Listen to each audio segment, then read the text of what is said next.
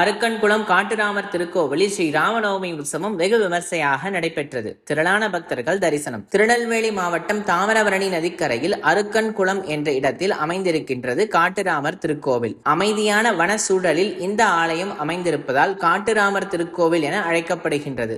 மூலஸ்தானத்தில் ஸ்ரீ சீதா பிராட்டி சமேத ஸ்ரீ ராமபிரான் தம்பி லக்ஷ்மணருடன் இங்கு அருள்பாலிக்கின்றார். தோஷங்களாலும் கல்யாண தடையினாலும் வருந்தும் அன்பர்கள் இங்கு வந்து வழிபட்டால் விரைவில் அவர்களுக்கு திருமண வரம் கிடைக்கும் என்பது ஐதீகம். ஸ்ரீ காட்டுராமர் ஆலயத்தில் ராமர் சன்னதிக்கு எதிரில் ஸ்ரீ ஆஞ்சநேயர் கை கூப்பியபடி அருள்பாலிக்கின்றார்.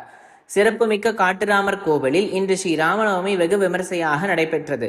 முன்னதாக காலையில் கலசங்கள் கொண்டு பூஜைகள் செய்யப்பட்டு ஹோமமும் அதனைத் தொடர்ந்து பூரண ஆகுதியும் நடைபெற்றது. பின்னர் மூலவர் ஸ்ரீராமர் சீதா பிராட்டி சமேத லட்சுமண சுவாமி மற்றும் ஆஞ்சநேயருக்கு மஞ்சள் பொடி, வாசனை பொடி, மா பொடி, பால், தயிர், பஞ்சாமிர்தம், தேன், சந்தனம் போன்ற நறுமண திரவியங்களால் அபிஷேகம் நடைபெற்றது.